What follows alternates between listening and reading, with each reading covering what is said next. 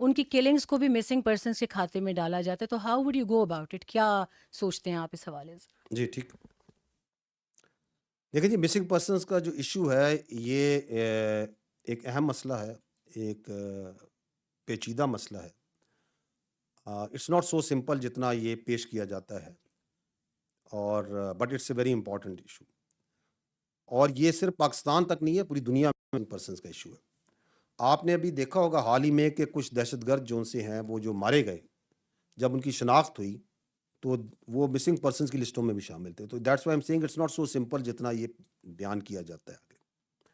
اور حکومت اس کو بڑا سیریسلی لیتی ہے.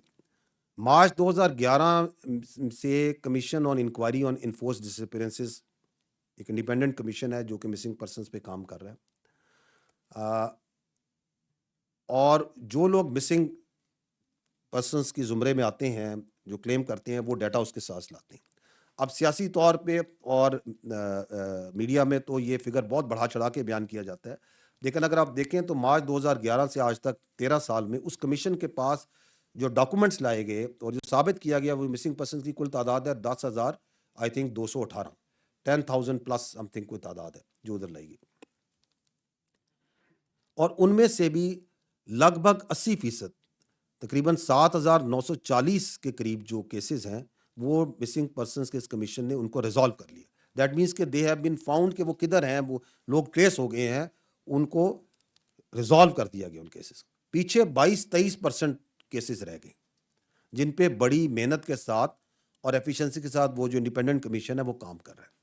تو government takes it very seriously, قانون نافذ کرنے والے ادارے اس کو بڑا سیریسلی اس مسئلے کو لیتے ہیں. لیکن یہ مسئلہ جو سا ہے اگر آپ تھوڑا زوم آؤٹ کر کے دیکھیں تو دنیا کے لیول پہ یہ جو باقی ممالک ہیں اس میں تو مسنگ پرسن کی تعداد، اور ترقی یافتہ ممالک میں اس کی تعداد کہیں کہیں جگہوں پہ تو لاکھوں تک میں جاتی ہے. ہمارے پاس تو یہ تعداد تقریباً 10,000 کے قریب ہے، جس میں سے بھی تقریباً 80% لوگوں کو ٹریس کیا جا چکا ہے.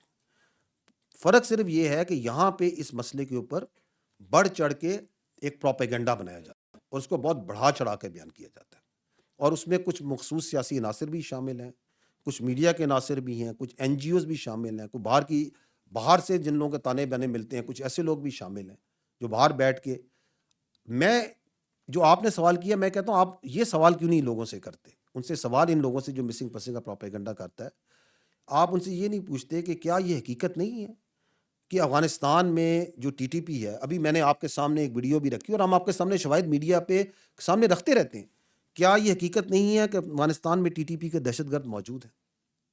کیا یہ حقیقت نہیں ہے کہ وہ اپنی فیملیز کے ساتھ ہزاروں کی تعداد میں وہاں موجود ہیں؟ کیا یہ حقیقت نہیں ہے کہ بی ایل اے کے دہشت گرد بھی پڑوسی ممالک میں موجود ہیں، ان کی فیملیز بھی موجود ہیں؟ کیا ان کو وہاں پر پناہ گاہیں اور سہولت کاری نہیں پرووائڈ کی جا رہی؟ یہ حقیقت ہے، آپ سب جانتے ہیں. انہی لوگوں کو آپ مسنگ پرسنس کی لسٹ میں ڈال کے قانون نافذ کرنے والے اداروں کے اوپر ڈال دیں کہ جی یہ انہوں نے غائب کیے. یہ کون سا آئین، کون سا قانون، کون سی منطق اس بات کی اجازت دیتی ہے؟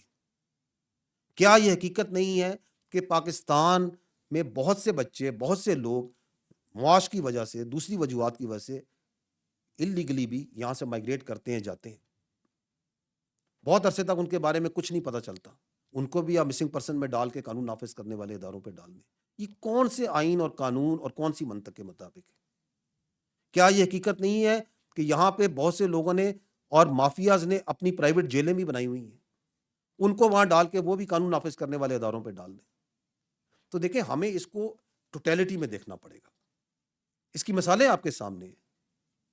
ابھی گوادر پورٹ اتھارٹی کمپلیکس میں نے اپنی بریفنگ میں ذکر کیا، بڑا یہ دہشت گردانہ واقعہ ہوا. اس میں ایک دہشت گرد تھا B L A Majeed brigade کا، جان محمد. اس کی بہن خود آئی، آپ نے شاید چینلز پہ ٹی وی میں دیکھا بھی ہو کہ شی کلیم دی باڈی، اس نے اپنے بھائی کی ڈیڈ باڈی کلیم کی، اس نے کہا یہ بی ایل اے جوائن کر گیا تھا. وہ جو دہشت گرد تھا وہ مسنگ پرسن کی لسٹ میں بڑے نمایاں طور پہ اس کا پرچار کیا جاتا تھا کہ یہ جون سا ہے مسنگ پرسن ہے. اس سے کچھ عرصہ پہلے وہ مچ کا جو حملہ ہوا اس میں دہشت گرد تھا عبد الودود ساتکزئی، وہ بھی مسنگ پرسن کی لسٹ میں شامل تھا.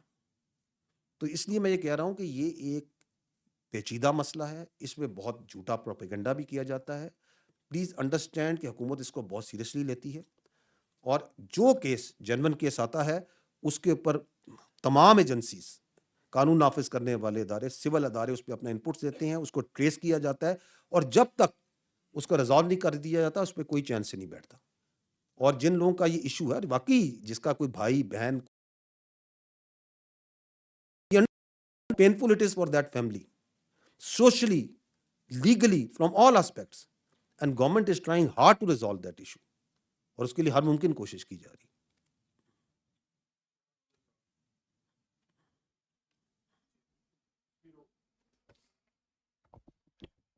السلام علیکم سر. اشتیاق گوندل